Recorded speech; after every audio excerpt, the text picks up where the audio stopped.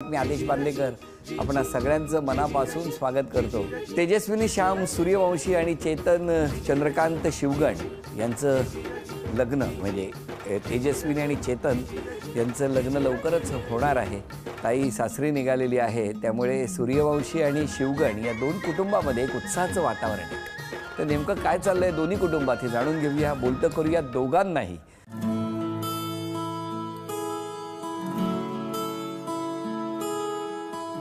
माझं नाव तेजस्विनी श्याम सूर्यवंशी। माझं नाव चेतन चंद्रकांत शिवगण। चेतनला तसं तर मी अगोदरपासून ओळखत होती, आम्ही एका ऑफिसमध्ये कामाला होतो। थोडीशी मनात भीती होती की ह्या मुलीला कसं विचारायचं, कारण की तिचा स्वभाव एक सामाजिकदृष्ट्या वेगळा आहे। तिला विचारल्यानंतर ती कुठल्या पद्धतीने रिॲक्ट करेल। एखाद्या अनोळख्या माणसाशी लग्न करण्यापेक्षा आपण ओळखीच्या माणसाशी लग्न करावं। कधीही कोण तिच्यापासून दूर जात, जे कोणी असेल तिच्या फक्त जवळच असतात। चेतनचा स्वभाव एखादं काम करण्यासाठी खूप जिद्दी आहे, म्हणजे ते एखादं काम ठरवतात आणि ते पूर्णच करतात आणि खूप प्रेमळ आहेत।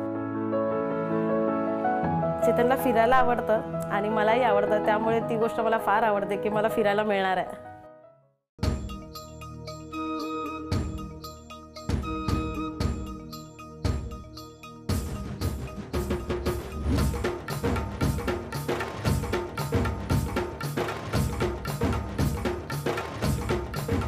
नमस्कार। नमस्कार। नमस्कार। द्या सगळ्यांची ओळख करून। या माझ्या आई। नमस्कार। या माझ्या सासूबाई आणि हे माझे सासरे माझे पप्पा। नमस्कार। ह्या माझ्या ननंद। नमस्कार। त्या काकी। हो। आणि ती उमाताई। नमस्कार। किरण माझ्या मामाची मुलगी। नमस्कार। माझ्या काकी ती आर्या, त्या माझ्या आत्या, त्या माझ्या वहिनी, ही माझी छोटी बहीण कीर्ती, निमेश माझा भाऊ आणि माझे भाऊजी मयूर, ते माझे दादा मोठे, हा माझा भाऊ सुजित, हे माझे काका, हा माझा एकदम बेस्ट फ्रेंड दिगंबर आणि हे ह्यांचे मित्र हे आणि हा त्यांचा भाऊ नितेश। नमस्कार। नमस्कार। नमस्कार। चला सगळ्यांची ओळख झाली ना? हो। बरं घ्या उखाणा। अरे बापरे, मग आता घ्यावाच लागणार ना। रत्नागिरीचे हापूस आंबे, गोव्याचे काजू, चेतनचं नाव घ्यायला मी का लाजू। अजून झालेलं नाही ना? कधी आहे लग्न? 29 फेब्रुवारी। 2 महिने राहिले। हो। बालपण कुठलं आहे तुमचं? अंधेरी। अंधेरीत कुठे? इरला। इरला। हो। शाळा कुठली? विद्यानिधी स्कूल। तुमची शाळा कुठली? गोरेगाव ईस्ट बाल शिक्षण मंदिर। मग तुम्ही राहायला कुठे होते? आधी आम्ही राहायला मलाडला होतो। मलाड वेस्टला। मग तुमच्या घरी कोण कोण होतं? माझ्या घरी माझी आई, माझी वडील, एक बहीण आणि भाऊ। आणि तुमच्याकडे? आई, मी, भाऊ बहीण। लहानपणी? एवढेच, आणि माझे मामा आणि मामी। ओळख कुठे झाली? जिथे ह्या अगोदर कामाला लागल्या सुरुवातीला तिथेच। तुम्ही काय करत होता तिथे? तिथे मीही काय एकाच ऑफिसमध्ये कामाला करायचो ना, त्याच ऑफिसमध्ये यांचे जे मालक होते त्यांच्याबरोबर मी एक वेगळा नवीन बिझनेस चालू करत होतो। माझे सर होते, मी यांना सर म्हणायची तेव्हा। आणि आता ते तुम्हाला मॅडम म्हणतात? असंच झालंय। असंच झालंय ते बघा। अजून नाही। अरे नाही काय, मग अशीच बोलला ह्याचं नाव घ्यायला मी का लाजू? पण मला सांगा, मग तुमची ओळख तिथे झाली? हो। आठवतोय तो दिवस ज्या दिवशी पहिल्यांदा एकमेकांना बघितलं किंवा ओळख झाली? मी इंटरव्ह्यूला गेली होती आणि हे तर समोर सर म्हणजे सिनियर सर होते आणि हे समोर इंटरव्ह्यू घ्यायला बसलेले, पण तेव्हा काही एवढं हे नाही। पण ऑफिसमध्ये मी 2 वर्ष सोबत होतो, पण तरी पण काहीच वाटत नव्हतं की असं काही होईल किंवा काही, म्हणजे नव्हतंच इनफॅक्ट असं काय वाटत नव्हतं? म्हणजे असं कधी मी वाटायला यांच्यावर लग्न माझं होईल आणि आम्ही असं लग्न कधी वाटायला लागलं? नाही, असं झालंच नाही। म्हणजे झालंच नाही म्हणजे झाल्याशिवाय होतंय का? मग कसं काय जमलं? तर त्यांनी मला आता म्हणजे ऑफिस सोडून आमची 3 वर्ष झाली। त्याच्यानंतर त्यांनी मला आता सहज म्हणजे मध्ये 1-2 महिने फोन करत होते की मला भेट, मला बोलायचं आहे तुझ्याशी। मग म्हणलं की हां ठीक आहे। तेव्हा एकमेकांकडे फोन नंबर होतेच ना? हो।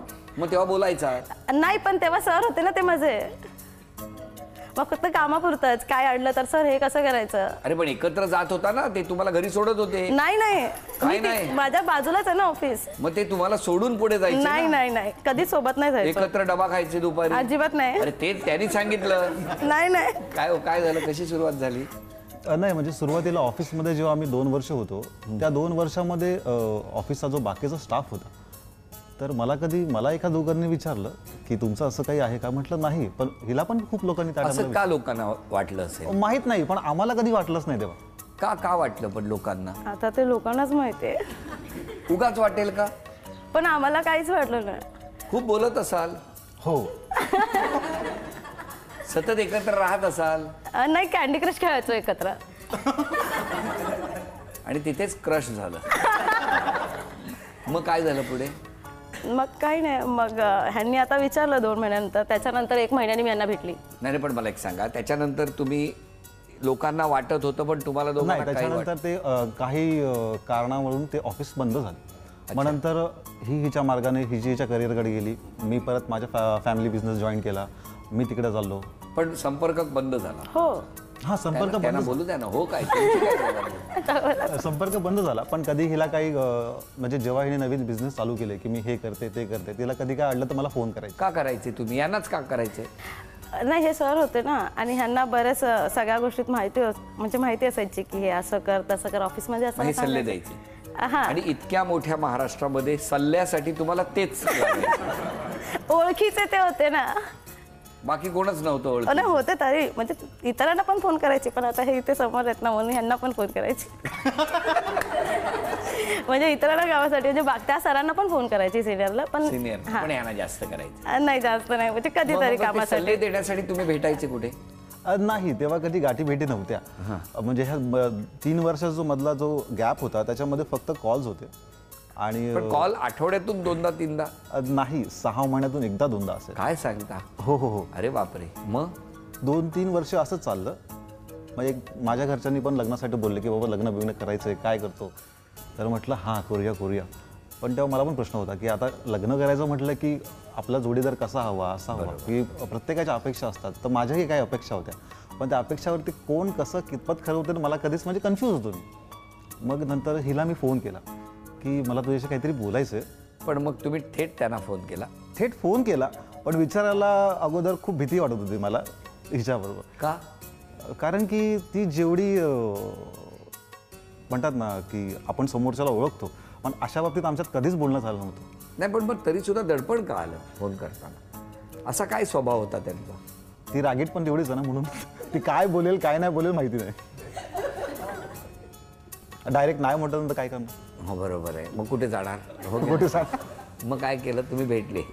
मग एका ठिकाणी माझा एक चुलत भाऊ आहे, त्या चुलत भावाच्या काय होतं ते, ढोल ताशा पथकाचा कार्यक्रम. हा, ढोल ताशा पथकाचा वर्षाचं घेतलं. सुरुवातच ढोल ताशांनी झाली.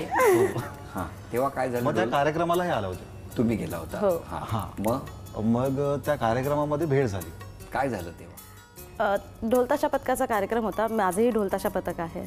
बरं. हां, तर मग मी त्या कार्यक्रमाला गेली होती, त्याने इन्व्हाइट केलं होतं. मग तिथे हे भेटले. मग मी त्यांना, अरे तुम्ही बोलत होतात ना एवढ्या दिवस भेट, आता भेटलं, आता सांगा काय ते, तुम्हाला काय बोलायचं होतं ना माझ्याशी, असं बोललात? हो. मग काय म्हणाले ते? मग तेव्हा त्यांनी मला विचारलं काय की माझ्या लग्नात ढोल ताशा दिसेल का? काय विचारलं? काय? माझ्या घरी लग्नाचा विषय चालू आहे, तर तुझं काय म्हणणं आहे की तू लग्न करतेस का माझ्याशी? मग तुम्ही काय म्हणाला? मला शॉकच होतं त्यावेळेस की हे काय आहे नवीन. नवीन नाही, जुनं होतं. नाही, जुनं नव्हतं, नवीनच होतं ते. काय नवीन होतं? इतकी जुनी ओळख आहे आणि काय नवीन? ओळख जुनी होती पण असा प्रश्न नवीन. हो. मग काय केलं? मी म्हणाली की ठीक आहे, बघू घरी. मग आईला विचारलं, आईला सांगितलं की आई असं असं आहे, काय करायचं. माझ्या घरी तेव्हा लग्नाचा विषय चालूच होता. आई म्हणाली की बघ, तुझ्या ओळखीचं असेल आणि चांगलं असेल तर मग आपण पुढे बोलूया. मग मी त्यांनी समोरून फोन करायची वाट बघत होते. किती दिवस? दुसऱ्या दिवशी फोन आला त्यांचा की तू अजून सांगितलं नाहीस म्हणून. मग त्यांना म्हणाले की आईना, तुमच्या आईवडिलांना भेटवा मला. मग ते काय म्हणतात ते बघू, मग आपण पुढे बोलू. मग भेटवलं? हो. मग ते घरी घेऊन गेले, आईंना भेटली मी. मग त्याच्यानंतर मग आईचं त्यांचं काही बोलणं झालं असेल, मग त्यांनी मला सांगितलं की माझ्या घरून रेडी आहे आणि बोलले, आणि मग ठरलं. हे कधी झालं सगळं? हे सगळं ऑक्टोबरमध्ये मी भेटली, नोव्हेंबरपर्यंत सगळं ठरलं, 1 डिसेंबरला साखरपुडा झाला. चला, व्हेरी गुड. या दोघांनाही शुभेच्छा देऊया आणि पहिल्या खेळात किती बक्षीस मिळणार या माऊलीला ते बघूया. अँटीबॅक्टेरियल एक्सोशी संबंधित असं एक चित्र तुम्हाला 20 सेकंद दाखवलं जाईल. त्यानंतर ते चित्र झाकलं जाणार. चित्रातील गोष्टी दिलेल्या वेळेत लिहून काढायच्या आहेत. बघूया ताई, कसं लक्ष आहे तुमचं बघा.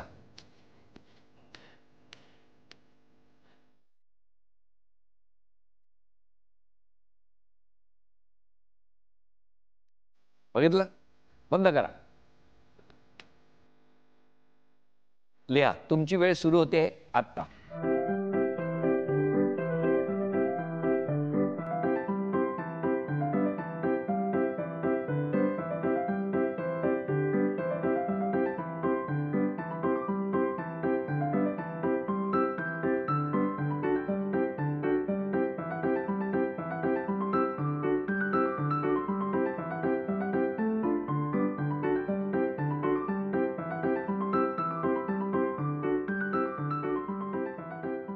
थांबा, बघूया.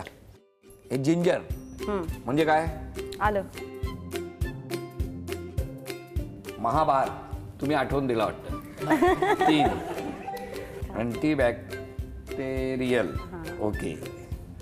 किल बॅक्टेरिया इन 10 सेकंड्स. ओके, चला अभिनंदन. अभिनंदन. दिलेल्या वेळेमध्ये सर्व गोष्टी लिहिल्या आणि त्यामुळे तुम्हाला मिळत आहे झी मराठीकडून हे चांदीचं नाणं मिळालं. अभिनंदन.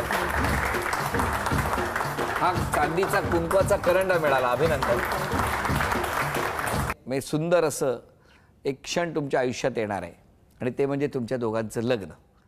कुटुंबातल्या सदस्यांच्या मनात नेमकं काय चाललंय ते आता जाणून घ्यायचंय. आई काय वाटतंय? काय मुलीला काय सल्ला देणार? काही नाही, छान आहे. जसं इकडे राहते तसंच तिकडच्यांना पण सर्वांना सांभाळून राहायचं. जावयाची आणि ओळख तुमची आत्ताची असेल. हो. एक 2-3 महिन्यातली.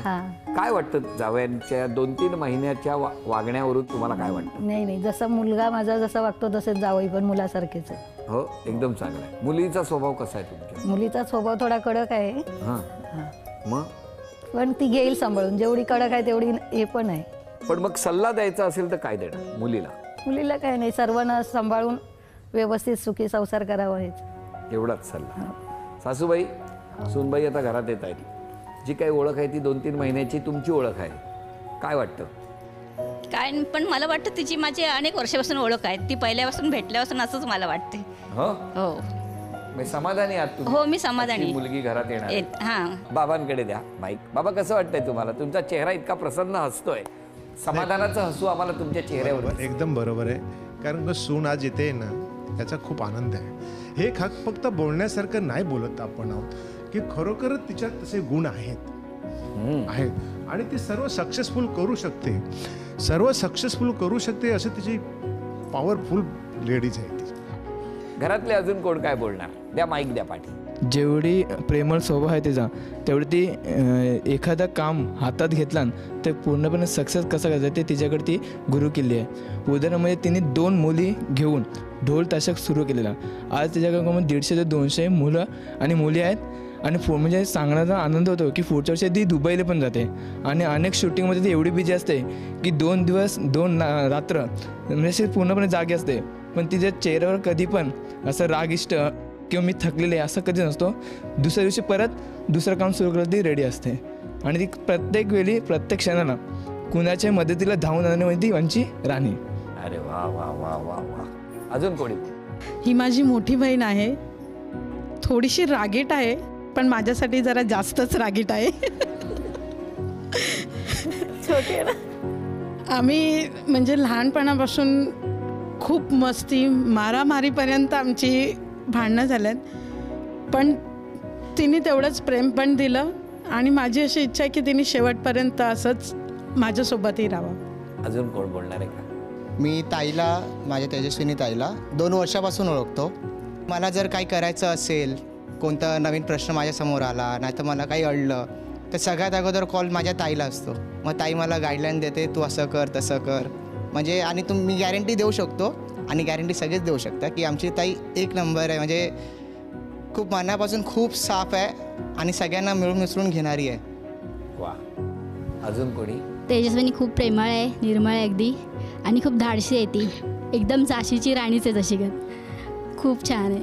प्रेमळ आहे आणि निर्मळ आहे, हे सगळ्यात महत्त्वाचं वाक्य आहे. तो निर्मळपणा तुमच्या स्वभावात आहे आणि म्हणून तो खरेपणाची ताकद तुमच्याकडे आहे आणि ती ताकद तशीच कायम राहणार आणि या कुटुंबाची प्रगती उत्कर्ष झाल्याशिवाय राहणार नाही. कसं वाटतं ऐकताना? अशी मुलगी तुमची बायको होणार आहे. नाही, मला ह्या गोष्टीचा खूप अभिमान आहे की माझं लग्न अशा एका मुलीबरोबर होतं आहे की समजा पुढे जाऊन नेहमी कधी ना कधी कोण विचार करतं मला माहिती नाही, पण एक प्रश्न प्रत्येकाचा येतो की कधी समजा आपलं काही झालं, यात काही होतं आयुष्यात, तर पाठच्या लोकांचं काय या कसंही, तर मला कधी कुठली पॉलिसी काढायची गरज नाही. माझ्याकडे सर्वात मोठी पॉलिसी नाही, पण तुम्हाला एक सांगू, काही होणार नाही. जे होणार ते चांगलंच होणार आहे. आणि इथून पुढे लक्ष्मी तुमच्या घरात येते आहे. त्या घराची भरभराटच होईल हा विश्वास आहे आणि ती भरभराट होत राहो हीच माझी सिद्धिविनायकाच्या चरणी प्रार्थना आहे. यानंतर पुढच्या खेळाकडे वळणार आहोत. या खेळामध्ये चित्र काढायचं आणि चित्र सगळ्यांना दाखवायचं आणि तुम्ही जर ओळखलं तर यांना बक्षीस मिळणार. न बोलता काढायचं, बोलायचं नाही.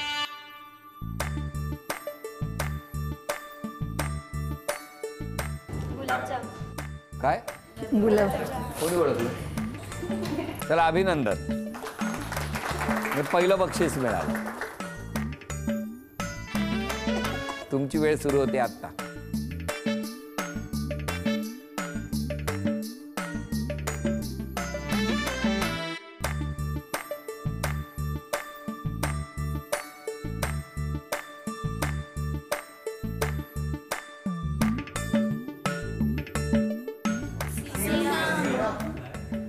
बघू द्या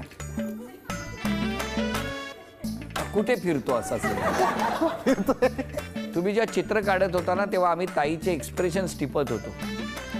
खरा जर समोर आला तेव्हा सुद्धा जेवढ्या घाबरणार नाहीत तेवढे चित्र बघून त्या घाबरल्या होत्या. काय झालं, तुम्ही इतका का घाबरला होता? नाही, काय काढता ते बघत होते मी. म्हणजे ह्याने जेव्हा चित्र काढायला सुरुवात केली सिंहाचं तेव्हा या गुहेतून कधी बाहेर येईल ना. मला आईंनी एकदा सांगितलेलं की हे शाळेत असताना चित्र आई काढून द्यायचं, म्हणून विचार करत होती. छान काढलं त्याने. आईंनी शिकवलं. अभिनंदन. 3 अपेक्षा सांगावं तुमच्या. दोघांच्या सोबतीने आणि म्हणजे आपण एकत्र राहून जी काही माझी स्वप्न आहेत ती, त्यांची स्वप्न आहेत ती, आणि मम्मी पप्पांची, माझ्या आईची जी काही स्वप्न आहेत ना ती आपण पूर्ण करायची आहेत. मान्य? नक्कीच नक्कीच. दुसरी अपेक्षा? नाही, हीच एवढी. एका अपेक्षेत 3 अपेक्षा झालेल्या आहेत. तुमच्या 3 अपेक्षा सांगा. 3 अपेक्षा, त्याच्याकडून कुठलीच अपेक्षा नाही, कारण की ज्या ज्या प्रत्येक माणसाच्या अपेक्षा असतात ते मला न अपेक्षा ठेवता माझ्या त्या पूर्ण झाल्यात. माझी एकच अपेक्षा आहे की ती ज्या क्षेत्रात आहे, ती राजकारणात आहे, तर तिने त्या क्षेत्रात पुढे जावं, तिने महाराष्ट्रासाठी काहीतरी करावं, बस एवढंच. तिचं स्वप्न पूर्ण हो. स्वतःमध्ये एक बदल करायचा असेल तर कुठला करायचा? मी जरा लवकर चिडते कधी कधी, तो बदल करेन. म्हणजे ह्यांच्यावरच चिडते. चिडण्या कमी करणार हो. होईल असं वाटतं? हो. बघा, हो, प्रयत्न करते. तुम्ही स्वतःमध्ये एक बदल करायचा असेल तर कुठला? मी पण खूप रागिष्ट आहे, मला राग कमी करायचा बस. एकीकडे ढोल आहे तर दुसरीकडे ताशा आहे, काय कॉम्बिनेशन आहे. नाही, पण तो सुरात वाजला की त्याची गंमत फार वेगळी आहे. नाहीतर कर्कश होतो आणि इतरांना तो त्रासदायक व्हायला लागतो. त्यामुळे व्यवस्थित ट्यून वाद्य झाली की ती कानाला गोड वाटतात. तुमचं लग्न हे सुद्धा दोघांनी एकमेकांबरोबर आणि कुटुंबाबरोबर ट्यून होणारा हा क्षण आहे. तो उत्तम एका सुरात तो वाजू द्या आणि आनंदाचे निनाद घुमू द्या अशी मनापासून प्रार्थना. आणि या प्रार्थनेबरोबरच आता क्षण आलेला आहे तो सन्मानाचा. झी मराठीकडून ही भेटवस्तू तुमच्यासाठी. आमच्या ताईला झी मराठीकडून हा आहे. सासरी निघालेल्या ताईला झी मराठीकडून चांदीची अन्नपूर्णा. आणि ताईला तथास्तू पुणे आणि कोल्हापूर यांच्याकडून मिळते आहे पैठणी. अभिनंदन.